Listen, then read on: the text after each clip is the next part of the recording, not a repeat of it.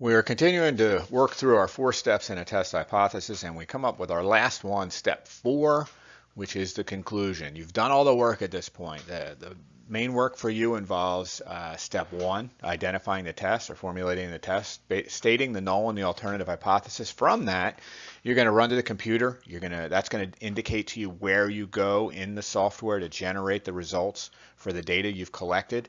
Those results will include step 2, a test statistic.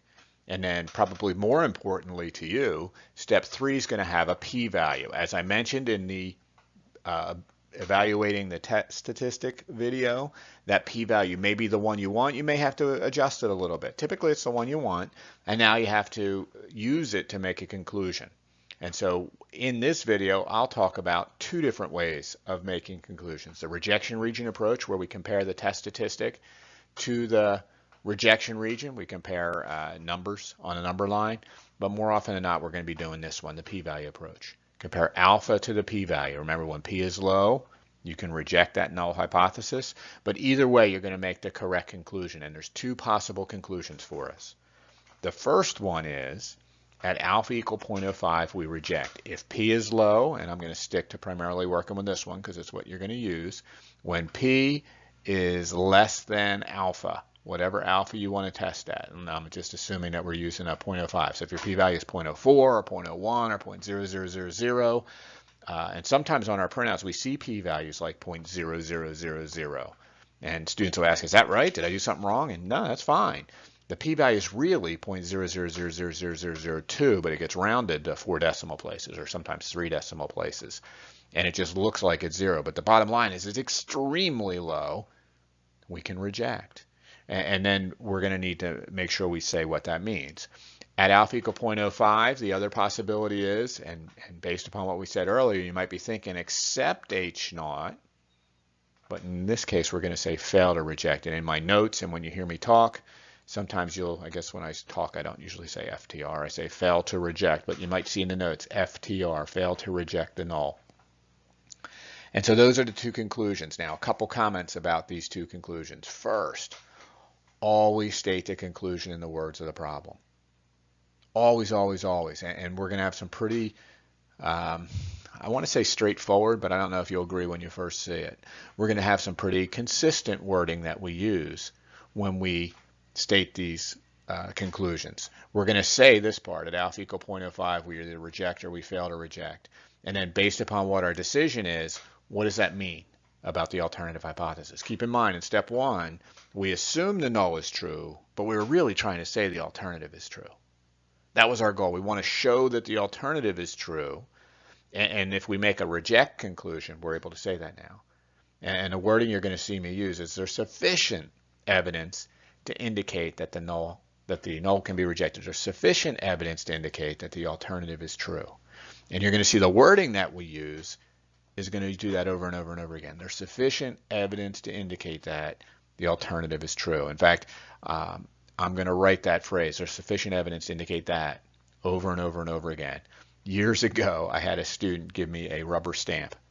And so in my office, I actually have a stamp where I can just go cha-chunk, knock the stamp down, and what comes out is there is sufficient evidence to indicate that. And their point was, gosh, we seem to write that a lot.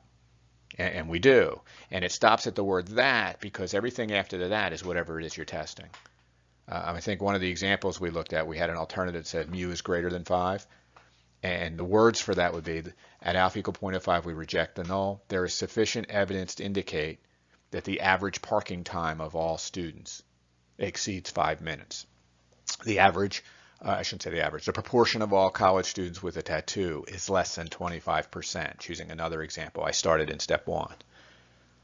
So when we reject H naught, we're actually saying what we were trying to. We're saying that we believe the alternative is true, and we're stating it with our measure of, we can think about it being reliability, but we kind of do it the opposite here. We talk about our alpha, our error, the chance of us being wrong.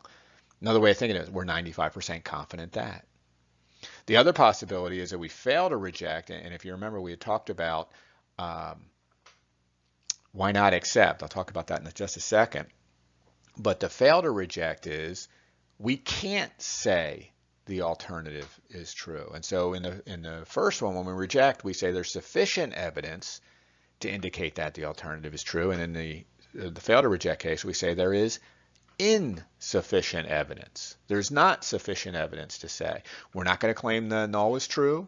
We can't say the alternative is true. It's a kind of a maybe type of conclusion. It's a very weak conclusion. Fail to reject is a weak conclusion. But those are the two we're going to be working, which leads to this. Why don't we accept the null? Well, there was a really bad page of notes I gave you a couple videos ago. The conclusions and consequences in a test hypothesis, and we talked about ways that we make mistakes, and a lot of times when I go through those notes, and obviously I did it in video form this semester, but when I go through those notes, I can just see or think about your heads are spinning. There's a lot there, folks, and I want you to breathe when you see that. Those are details. Typically, we don't have to be in that page of notes all that much, but it does play a role here. In that page of notes, we talked about there being two types of mistakes, type 1 and type 2. We talked about there being two probabilities attached to them. Alpha, the probability of a type 1, the probability of rejecting H0 and being wrong, and beta, the probability of accepting H0 and being wrong, the probability of a type 2 error. And we talked about how those probabilities are inversely related, meaning if alpha is small, beta is going to be large. And bigger than that, beta is going to be unknown. We can't know both alpha and beta. And so we were forced to choose one of those two. And the reason that we chose alpha was because we're trying to reject. We want to say the alternative is true, and that's how we say it. We reject the null. When we reject the null, we want to have our reliability. But by doing that, if we were to accept the null, we don't know what the chance of us being wrong is. We don't know beta. Why don't we ever accept H0? Because we don't know the value of beta. And we don't know the chance of us, if we were to accept, we don't know the chance of us being right or wrong, and that's a scary proposition. That's like saying, we accept the null hypothesis, and I'm not sure the chance of that being right or wrong. We're not going to say that. And so we avoid it. We can't reject, because the data isn't there. The data doesn't suggest that the alternative is true. We can't get there with the data we're looking at, and we don't want to accept the null, and so we say maybe. And the way we do it is by failing to reject. And so the two conclusions you're going to run into are just these two. We either reject the null, there's sufficient evidence to say the alternative is true, or we fail to reject. There's insufficient evidence. How do you know? It's all about your p-value and alpha. That's how we're going to make conclusions in a test hypothesis. And it's going to be very consistent. On this last slide here, you can see all the different applications that we're going to run into this semester. We're going to start by working with means. We have a large sample and a small sample test for the means. We're going to compare two population means. We're going to compare 3 or more population means. This is a technique called analysis of variance. In each of these steps, there's a test, a hypothesis to look at. In each of these steps, confidence intervals play a role as well. But every time there's a test hypothesis, the way that we're going to make our conclusion is by looking at the relationship between alpha and the p-value. Then we turn our attention to proportions, taking a look at a single proportion, taking a look at 2 proportions, taking a look at 3 or more proportions. And then we go to simple linear regression. The main test we're interested in has a null hypothesis. It looks like this. The slope of the line is equal to 0, meaning the x's, whatever that variable is, don't have anything to do with the y's. The size of the house doesn't help predict the price. That's what the null says, and we're going to say, nuh-uh, it does.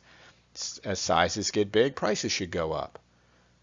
The mileages of vehicles don't affect the price. That's what the null hypothesis is going to say, and we're going to say, yes, it does. As mileages go up, prices go down. For the homes, we would do a greater than test. For the automobiles, we would do a less than test. And so we have some decisions to make. That's at identifying the test part. We see a bunch of tests in multiple regression as well. Now, a lot of the test of hypothesis, a lot of the null hypotheses, this one, this one, this one, that one, that one. So I guess this, and this one, obviously. These guys here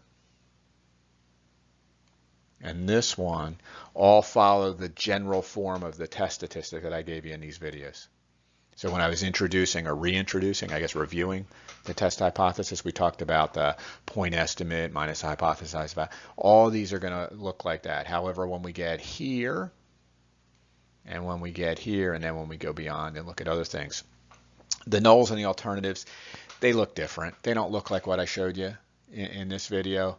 But the bottom line is, it doesn't really matter because the techniques, the ideas, the thoughts, the four pieces are still going to be there. We're still going to need to identify the null and the alternative, and that's going to get us to a different menu in the software we're working with. We're still going to get a test statistic and a p-value, and then we're going to look at that p-value. If it's low, we're going to reject the null. If it's not, we're going to fail to reject. It's consistent. At the beginning of this in step 1, I mentioned to you, there's a lot of terminology, there's a lot of symbols, there's a lot of, and I think I used the phrase, there's a lot of crap. And there is, and I apologize for that, and I don't want you to get bogged down in that part. I want you to stay with the big topics. And I've tried to go over them. The test, identify the null and the alternative, get the printout, look at the test statistic and the p-value. If p is low, you can reject the null. And if you can keep it simple, I think you're going to be able to remember how to do this stuff, and then we'll be using it moving forward. So hopefully this has been a pretty good review of the test hypothesis topic for you. Take a look at the examples, take a look at the information and questions I'm asking in quizzes and on projects. And if you have any questions, you know how to get hold of us. So long.